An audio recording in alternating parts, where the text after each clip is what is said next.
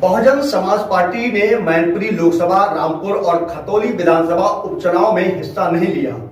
अब जब तीनों सीटों के नतीजे आ गए तो उसने भाजपा और सपा रालोल के लिए ही नहीं बल्कि बसपा और यूपी की सियासत में रुचि रखने वाले हर दल के लिए कोई ना कोई संदेश निकाला है। बता दें, ये सवाल यह है कि यूपी विधानसभा चुनाव में करारी हार बसपा को सिर्फ एक सीट पे थी। उसके बाद भी 2024 में होने वाले लोकसभा चुनाव की तैयारी में जुटी मायावती का मिशन 24 का क्या प्लान है। बता दें कि इसके पहले नवंबर की शुरुआत में लखीमपुर की गोला गोकर्ण सीट के नतीजों में सपा की हार पर तंज कसते हुए मायावती ने अखिलेश यादव पर सीधा हमला बोला था।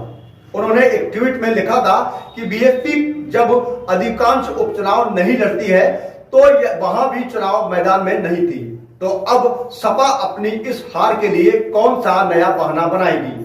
उनके साथ ही मायावती ने यह भी लिखा था कि अब अगले महीने मैनपुरी लोकसभा व रामपुर विधानसभा के लिए उपचुनाव में आजमगढ़ की तरह ही सपा के सामने अपनी नई पुरानी सीटों को बचाने की चुनौती होगी।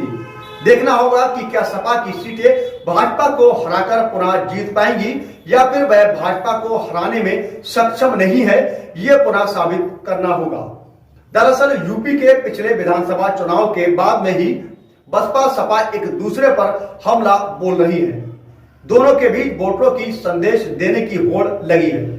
इसमें समाजवादी पार्टी जहां बीएसपी पर बीजेपी से मिली भगत कर जानबूझकर ऐसे उम्मीदवार खड़े करने का आरोप लगा रही है, तो सपा कैंडिडेटों को नुकसान और बीजेपी को फायदा पहुंचाए, तो वहीं बीएसपी कह रही है कि मुसलमानों को एक तरफा सपा के पक्ष में मतदान करने की वजह से यूपी चुनाव में हिंदू वोटों का ध्रुवीकरण हो गया है।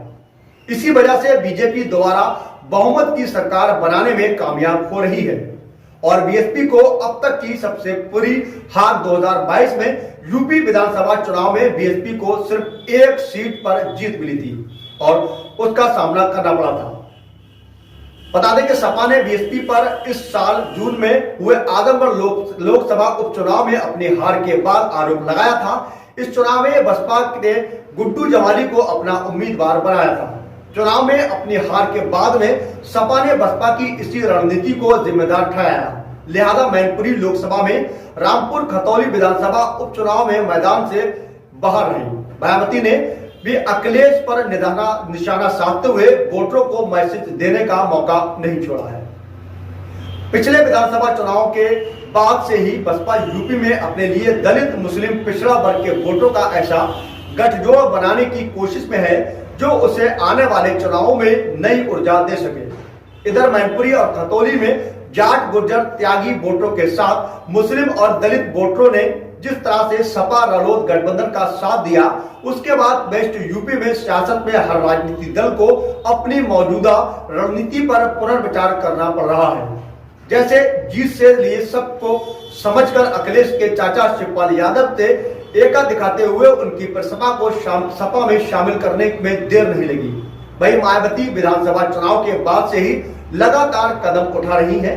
वह अक्टूबर में सपा से आए इमरान मसूद को अपनी पार्टी में अहम जिम्मेदारी देते हुए वेस्ट यूपी मिशन को आगे बढ़ाती दिख रही है। बता दें कि मायावती ने इमरान मसूद को पार्टी में मुस्लिम वोटरों को जोड़ने का लक्ष्य सौंपा है। इसके लिए उन्हें वेस्ट यूपी के चारों प्रमुख मंडलों मेरठ, सहारनपुर, अलीगढ़ और आगरा का प्रभारी भी बनाया गया है। इमरान के सहयोगी के लिए अन्य लोगों को भी पार्टी में लाया गया है। वही मायावती ने पूर्व में भी 2024 को ध्यान में रखकर कुछ कदम उठाए हैं। इसके तहत प्रदेश अध्यक्ष भीम राजभर को पार्टी से राजभर बिरादरी को जोड़ने की जिम्मेदारी भी सौंपी गई है। आजमगढ़, वाराणसी सहित पूर्वांचल के अन्य मंडलों की भी उन्हें जिम्मेदारी भी दी गई है। वही पिछड़ा वर्ग से आने वाले भीम राजभर को जब मायावती ने यूपी का प्रदेश अध्यक्ष बनाया था और कहा जाने पर लगा कि बसपा पूर्व के समीकरणों में बड़ा बदलाव करने की तैयारी में है। वही राजभर वोट अभी तक भाजपा और सपा में बढ़ते रहे हैं। अब बसपा उन्हें विकल्प देने की कोशिश कर रही है। भीम राजभर ने 2012 में विधानसभा चुनाव में बसपा के टिकट पर बाहुबली मुख्तार अंसारी को कड़ी टक्कर दी थी। उन्हें बड़ी जिम्मेदारी देकर मायावती चुनावी समीकरणों का साधना चाहती है। मायावती ने मैनपुरी, रामपुर और खतौली के मैदान से खुद को बाहर रखा, तो ऐसे में सबकी निगाहें इस ओर टिकी कि बसपा की गैर मौजूदगी में उसका वोटर क्या करेगा। मैनपुरी और खतौली में सपा, रालोद और रामपुर में भाजपा की जीत ने उनका संकेत दे दिया। अब बसपा की चुनौती 2024 से पहले जितना जल्दी हो सके या उस तरह छिटक कर अपने बेस वोटरों को बसपा जोड़ने की पूरी कोशिश कर रही है। साथ ही मुस्लिम मतदाताओं को अपनी साख को मजबूत करना भी उनकी प्राथमिकताओं में शामिल है। मायावती पिछले विधानसभा चुनाव के बाद से ही मुस्लिम वोटरों को यह समझा रही है कि यूपी में बीएसपी वही पार्टी है जो बीजेपी को हरा सकती है, इसलिए सपा को वोट देने का कोई फायदा नहीं है। इधर समाजवादी पार्टी लगातार बीएसपी को बीजेपी से मिली भगत करने वाली पार्टी बता रही है और गंभीर आरोप भी लगा रही है।